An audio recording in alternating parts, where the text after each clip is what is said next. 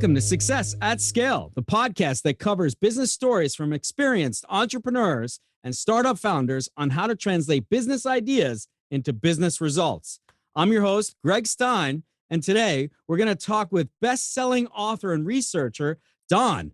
Don is just an awesome guy. He has an author of a book called The Code of Executive and High Altitude Leadership, and has been featured in the Wall Street Journal and USA Today as well. He's got a whole bunch of great stuff to share with us today, and I'm excited to learn with you.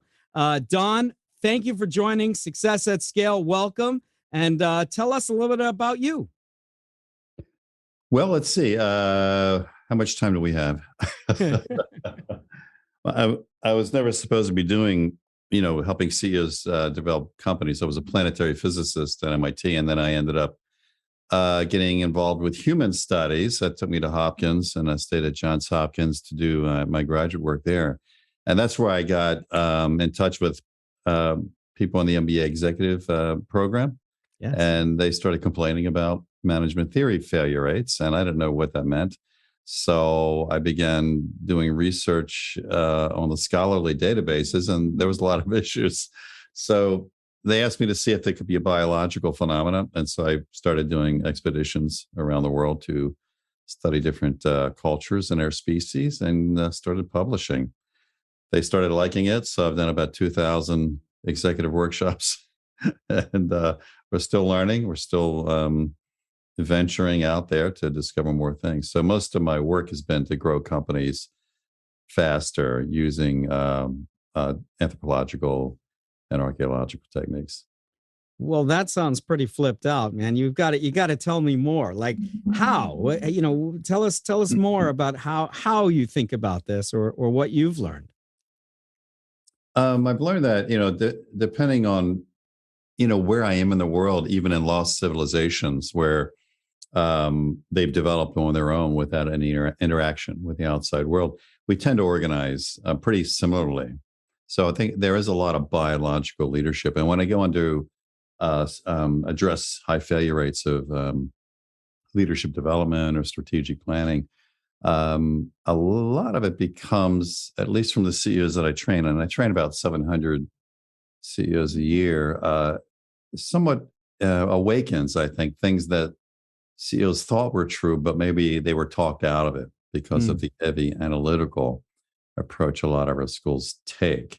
So when we introduce things that, like on strategy, it's like, why does strategic planning fail at such high rates? Our autopsies show mainly it's because they're tactics. And why are they tactics? It's because we get seduced by analysis. And then we see companies that start up in an industry, and they violate all the thought leaders, all the industry experts. They violate the advice of all the management consultants, and somehow they dominate their industry, in their lifetime. And I was curious, like, how can a company violate the experts, the consultants, and yet dominate so quickly? And that's where we began to do our research. And we began to see the same phenomena happen in civilization for thousands of years. And what it came down to was intuition. In other words, they weren't out analyzing the moves of the competition. They were out intuiting the moves of the competition. In other words, they were believing something different. And so I enjoyed studying that, and it gave us better ways to do strategic planning differently. And when we started testing it, companies started growing 5 to 10 times faster. And they liked that. We liked that because it was validating our science. So that's just one example of discovering something, in our species and applying it. Are there things that you've learned, like that certain companies or certain leaders are doing innately, or that they've learned, something that they've adopted that's made them perform better?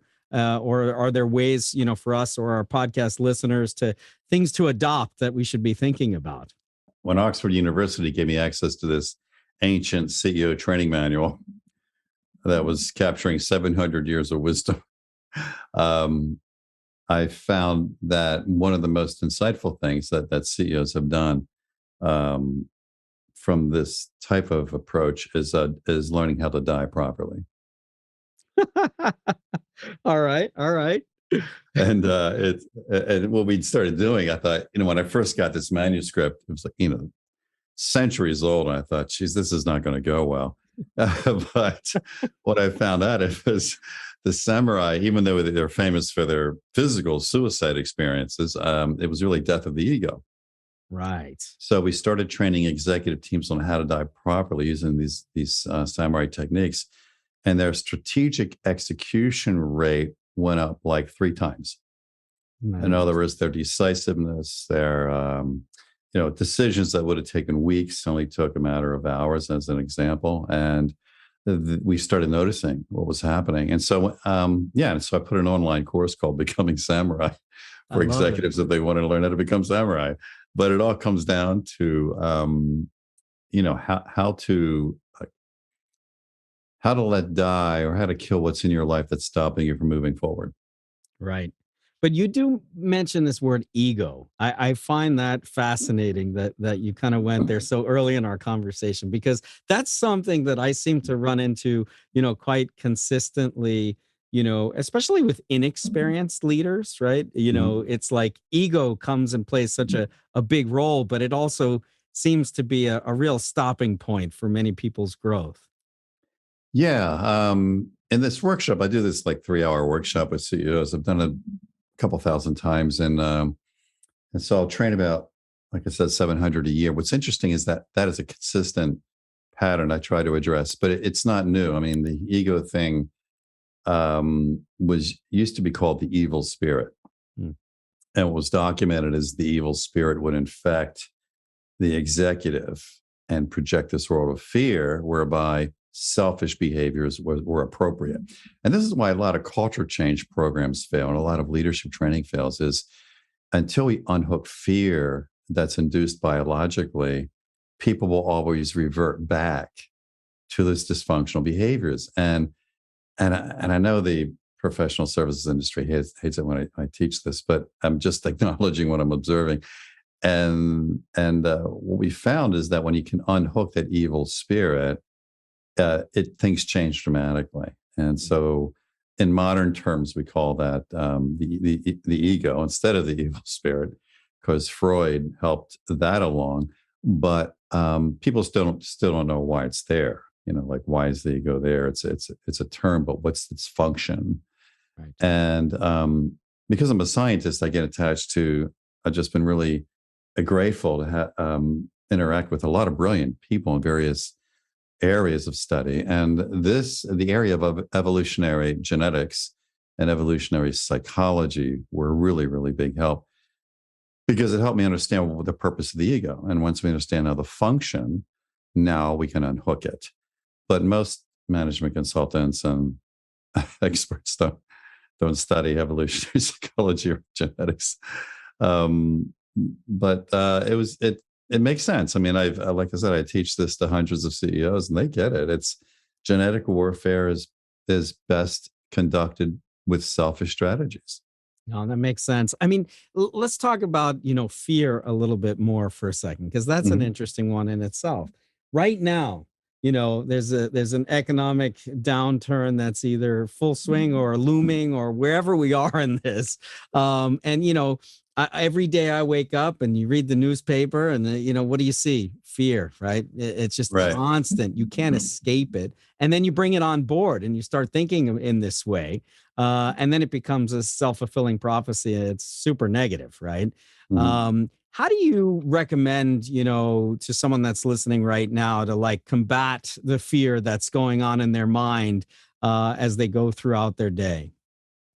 Well, I don't know if there's a way to eliminate something that we're expecting to see as a possible threat.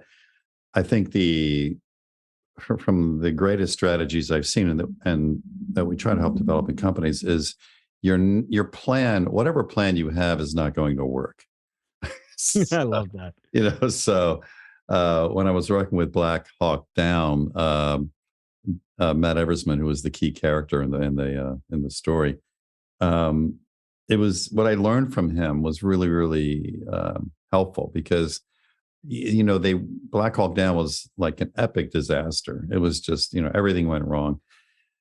But what I learned from Matt, and I'm really blessed to be able to connect with a lot of just brilliant people, and Matt was one of them, is that you have to understand no plan is really going to survive impact with reality, because the enemy has a vote, True. and they may not vote on your plan. So the way to survive is adaptability. Yet when we go in and take on new clients, we find that they have no adaptation strategy. In other words, they have this annual planning meeting, and they have these plans in a binder, but there's nothing about what do we do when this doesn't work, because it probably won't. Right. And so I would suggest that the fear is probably not going away, but your capacity to respond and adapt should be constant. It should be like a constantly changing thing, because we don't know what's going to happen next. I mean, COVID hit, and like one of my clients was a popular off-road product company, and that was their thing. But they bought this pub and this restaurant pub thing, and COVID hit. So like, oh my God, how you guys doing with the pub thing? And they were like, oh, we're making more money than we ever had. I'm like, Wow. what? It's like, yeah, it says it's carry out. So we get one chef and somebody manning the window. Makes Overhead sense. went to zero, Yeah. and we're selling more food than we ever. I thought, wow, now who could predict that, right? Right. So I think when we can not be attached, coming back to the samurai, let die what's holding us back. Yeah. To create, what's next. That's, I think, where we got to go. It makes perfect sense to me. I mean, in my world, we kind of stay focused on, the power of the positive and removing roadblocks where those exist, right? And not getting sucked into some of the biases or the negative. But it gets harder as this time goes on, right? First it was COVID. Where's it all going to go? Who knows, right? Now you got Right. this economic situation. Where's that going to go? Nobody knows. It's just this time of extreme uncertainty, yet we have to kind of fight those biases and negative thoughts, otherwise Right. it doesn't work. So it really comes down to, in my view, reinvention to a certain degree, like, and just reinventing yourself consistently. And I'm sure you have some thoughts on that. And I think that's actually a great segue into your books. So you're the best-selling author here. I'm just super happy to have you on this podcast. But you're talking, the title of your book, if I get this correct, is The Code of the Executive and High Altitude Leadership. Tell us about those two books. Oh, well, the Code of the Executive that was published back in the 90s. That was an original translation from Dr. Al Sadler, who had been an amazing translator of Asian arts and artifacts. And this was something that was written, I guess, the samurai culture, you're looking at 700 years of development, but a couple hundred years into that, this guy decided to document their training program. And so I took that. Oxford University had the rights to Sadler's work, and they gave me the copyright access for that. So that's where that came from. And I did it because I was teaching at Johns Hopkins at the time in the graduate school. And I was trying to bring some evidence and some archeological support for these new ways of looking at leadership. I did not know it was going to take off into over a dozen languages, and I was going to start speaking on this topic. And but that's what happened. And so that's when I got pulled into business, because I really didn't know. I wasn't really I had an intention of mine. So that's been a great book. I mean, even today, like during COVID, I developed the Becoming Samurai online training program, which I never would have done, but I'm in my cigar room here. I turned it into a studio because you're in quarantine for a year. What are you going to do, right? Right. And so I learned how to do filming and green screening and special effects and all that.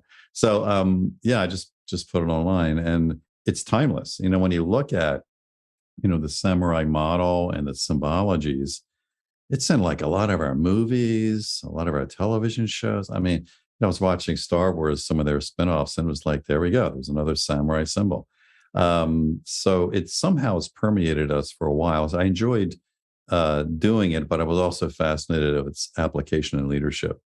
The other book was totally different. That was just an accident from a climbing expedition I was doing with Chris Warner. It was a co-author, and that was we were supporting a Johns Hopkins research program, but part of it was climbing the highest active volcano in the world. And climbing's a stupid sport in the first place, but to climb an active volcano just makes it totally ridiculous.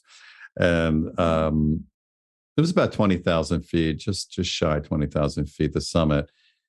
And I can't do it anymore because where I was standing is now blown up. So the volcano has erupted. Fortunately, we were off before it happened. And that's where I met Chris Warner, who was leading the expedition. And he's led some of the most epic climbs in history. So he's like if CNN calls Chris because there's a mountaineering disaster, then you see him on TV a lot. So this expedition gave me an idea. Like, why don't we study how humans lead in death zones? So with like above 8,000 meters, where they don't care about motivational speakers anymore. They don't care about best-selling books. Right. They're in an environment of total death. I mean, that's what they call it, a death zone. So he agreed to do this experiment with me, and NBC, just by coincidence, wanted Chris to attempt K2 for the third time because he had failed twice before. And K2 is the most dangerous mountain in the world. It's almost as high as Everest, but it's a different mountain because Everest is mostly a hike. You're mostly walking, trekking up hills, but K2 is a technical climb all the way up. So the death rate's about 10 times higher than Everest. And so we thought, wow, this is great. We can do the book while NBC is filming. And now we can do this live. So the book was actually done live. The only problem was NBC couldn't find a cameraman. They were all busy. Oh, no.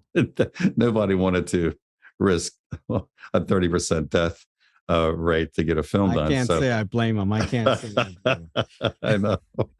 I know. So Chris and his team self-filmed it and was nominated for, I think, over 10 Emmy Awards or something crazy. Wow.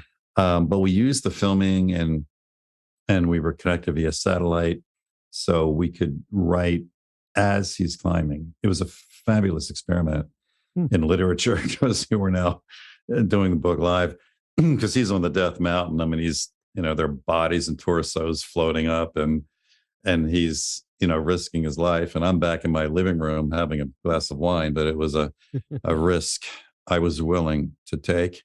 And so we did the book, and it was a fabulous book. So the book is really a different way of looking at leadership and the dangers of it. We learned a lot. It was really a great experiment. So what would you say are the, top few things for our listeners that are listening now and thinking, why does this pertain to me in the world of business? I'm an entrepreneur. I'm out there. I'm killing it. What do you think the things are that you've learned that might be helpful to them? Well, one of the things is whenever he was pulling dead climbers off of mountains, one of the things we noticed is they were always clutching their tools. And he found that a lot of these climbers didn't need to die. They were just, they got seduced by their tools and they failed to listen to their guides, and, a lot of reasons caused unnecessary death. I found the same thing when I started doing autopsies of companies. They were always clutching their tools as well. You need the tools. The tools are cool. The tools are great and they're fabulous. But are you and your people using those tools, or are those tools using you? Because if they're using you, now you could be just another autopsy for me, and I don't want to do that. Right. So it's funny. That's one of the things we learned. The other thing we learned was, in fact, it's funny. I just started writing this book like 48 hours ago, and the concept came to me from a guy named Mark Levy. I don't know if you know Mark Levy. He's a brand guy. Are you familiar with Simon Sinek? Yes. Okay. he's the guy that helped save Simon, and so he's my coach too. So the brand for me was it's called Dare to Win and Lose Powerfully.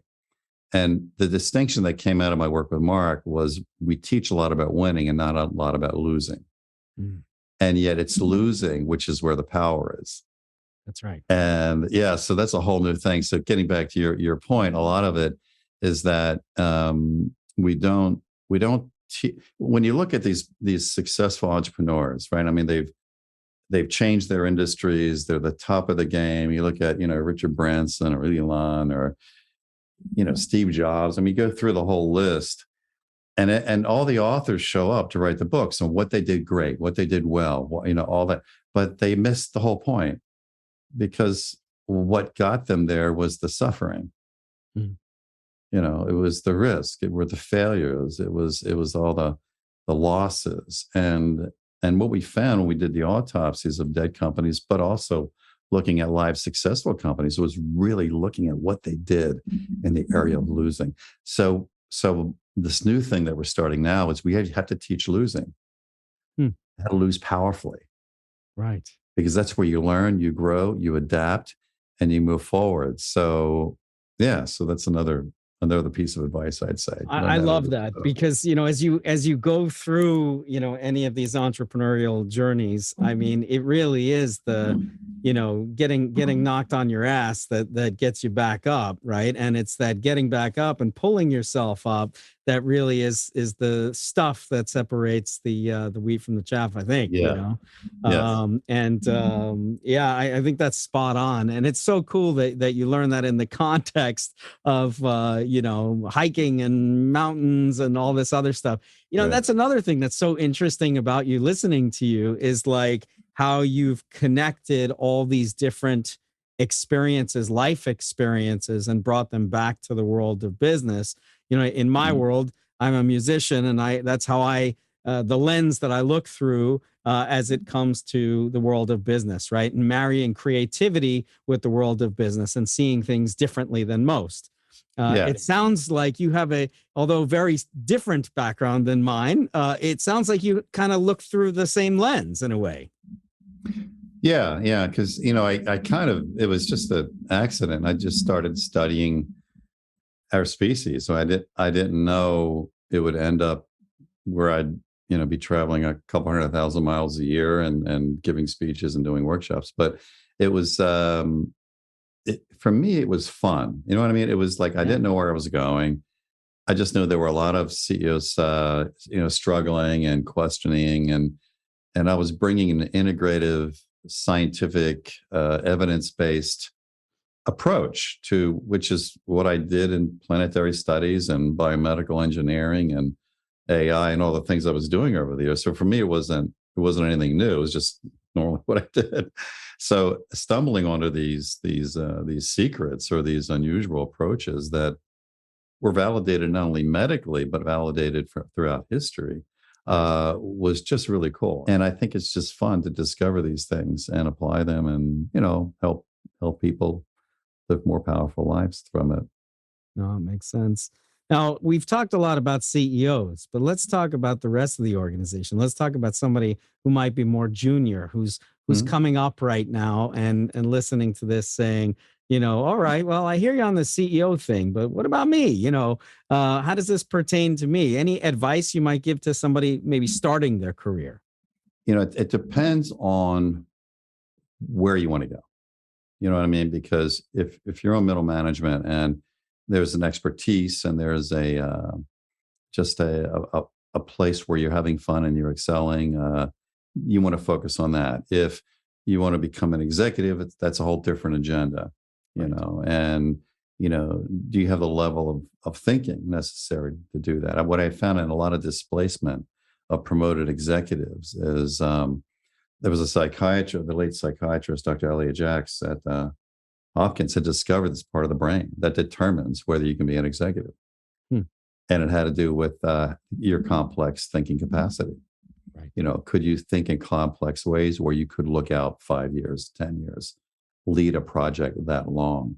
Most people can't, and the last thing you want to do is get into a situation where you're now responsible for a 3-year project and you have no idea what to do, Right. because that's going to be a problem. However, there's other things too. Once you realize that's an agenda you want, then I think it's helpful for everyone to try to think strategically. Because a lot of times when I see collisions inside companies or political subterfuge, it's usually from strategic confusion. Mm. So everybody's arguing about what's the best. It's sort of like they're throwing tactical arguments at each other. And when we get in there and say, look, just suspend that for a moment. What does winning mean? And how are you going to do it? It changes the whole context. Mm. Now they can come back to their problems and their decisions differently and have good debate for innovative results instead of territorial conflict. Does Yeah, that make sense? no, it makes perfect sense. I guess, let's stay on that for a second. Territorial conflict and, political agendas. I mean, you see this far too often. I agree with you. A lot of times it stems from whether it's strategic confusion or just confusion in general. Right. I think, Yeah. but you know, why do you think people spend so much time on politicking versus doing great things? I'm curious, from someone like you who has spent so much time, exploring the mind. Why do you think that is? Oh, well, I think it's interesting. Genetic warfare is a very selfish um, based strategy because you have to. To participate in it, you have to have a selfish based strategy. Yeah. So I think it's a matter of aligning everyone to a more of a common cause, and that's where the suicide comes from. Like when we work with executive teams and middle management teams, is what are you going to die for? Because if you can't get the ego out of the way, you will sabotage your execution speed by 50%. And we measure this. We measure this for 30 years, and it ranges from 20 to 80%, average 50%. So it's gonna half your time will be wasted in bullshit. Clear. And a lot of it comes from that instinctive reaction to win selfishly. But this is where the leader has to invoke. It's a thing we stole from the Vikings, a compelling saga. Something that we can all like. What's the formidable challenge ahead of us, where we need each other? Right. You know what I mean? Because if you need each other, you're not going to fight with them. That's right. Okay, and so there has to be this belief of need for each other, where we're willing to do two things that's not taught in any corporate training program, and that is to suffer and sacrifice together. Right. So when we're able to get a team to take on a challenge where they need each other and they're willing to suffer and sacrifice to make it happen, oh my God, they're unstoppable. Mm. I mean, they're energized or I mean, it's just, it's amazing. So I think a lot of the infighting is just from the lack of that. Yeah. Well, I tell you, some of the best, most successful times in my career and or my life, whether it is in the music setting or it's on a stage or it's on the global stage in the world of business, it Mhm. doesn't really matter. But it's when everybody finds their place and sees a higher higher vision, if you will, or surrounding and it gives you that collective, like, hey, we're in this together, let's go for it. I mean, Yeah. so if what you're saying completely resonates with me. So Don, let me ask you this, right? You've had so many different career paths. You've been an author. What do you like to do for fun nowadays? I'm a chronic learner, and I'm having the most fun when I'm learning something that I never knew before. So people like say, well, did you go to Europe on vacation because you're not on some expedition? And I'm like, yeah, but I hired this anthropologist and we went and they showed me some stuff that is not on the tour guides and I had a ball, like that. So I enjoy doing that. Yeah, I've kind of been blessed in that the work that I do, I enjoy doing, and it's a lot of fun. I mean, there's some hard times when you're trying to start a new project and get things rolling, as you know. because you're an entrepreneur yourself and what you're doing. So you have those moments. But yeah, that's what I do. Oh, that's fantastic. And what's next? You mentioned you're writing another book. Any sneak Yeah. peeks here on what's next? Sure. It's like I said, I just started this hours ago, but I have a lot of content. So I'm hoping to have a manuscript somewhat ready for editorial, maybe in about a week and a half. And it's called Dare to Win and Lose Powerfully. And really the whole flow is to look at what does that winning mean? And it's interesting. I'm looking, it'd be interesting to have your opinion on this too. One of the opening chapters is, like entrepreneur is not a course, it's a curse. I like it. Yeah, it's true. Right? I mean, who's going to sacrifice everything and take a risk and mortgage the house? And, it's like, God, we don't teach that. We teach it as something sexy. It's like, no, man, it sucks. You better be ready. You have to be crazy in order to go down this path. You have to be. There has to be some screw loose up there somewhere. So I'm with you. So that's what we're going to do. And then we'll get into losing, the power of losing, and then refer back to, the great entrepreneurs and their history of losses and what they learned and how it made them stronger. And teach people to lose powerfully, because that'll create their winning. Yeah, no, it's so interesting, and I'm so glad to hear that you're going down this path, because when I listen to people out there who don't appreciate, right, how hard it is to get there, and then there's this FOMO. We are all living in the world of FOMO, right? And on one hand, that's a cute thing. On another hand, it creates a lot of negative energy and vibes, especially in young people too, right? They're always judging themselves by someone else. But if they understood that if, any losses or problems that they're facing is actually part of their learning, that's all just part of the journey, and that's how you're going to win, so I love this approach, Don. I'm so glad you chose to join us at Success at Scale here today. Let me ask you one last question, actually two questions. One, what didn't I ask you today that I probably should have, and how would you have answered that? That's question number one. Maybe, how do I apply death in my own life? Ooh, now that's the deepest one so far. So how would you answer it? Well, I couldn't get to where I was if I didn't let things die so readily. That would hold me back. And I do suck at it at times. I'm not perfect at it, but there are times when I have to let go of something, that I feel like, hey, if I hang on to this, I'm not going to learn. I'm not going to get to that next level. So that's how I apply it. That's an interesting one. And that's a tough one too, right? Because, in the world of business, you might say, oh, well, if I let go, I'm quitting. I'm giving up too easy. Right. And then, that's a tough one. Yeah. Interesting. So you must grapple with that like the rest of us. Yes. Multiple times a day. I love it. Well, Don, really a pleasure. Where can listeners find you online? That's my last question. Where can we find a little bit more about you? Sure. I'm trying to put everything on one site to make it easy for, if you're an employee in a career or you're an entrepreneur or CEO. And it's sagaleadership.com. We stole it from the Vikings, SAGA leadership.com. And that's probably a good place to start.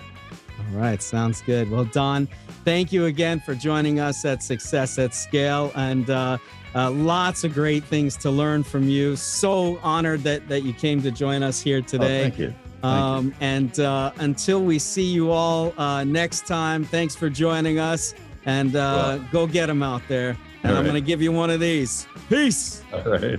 Thank you. Peace to you.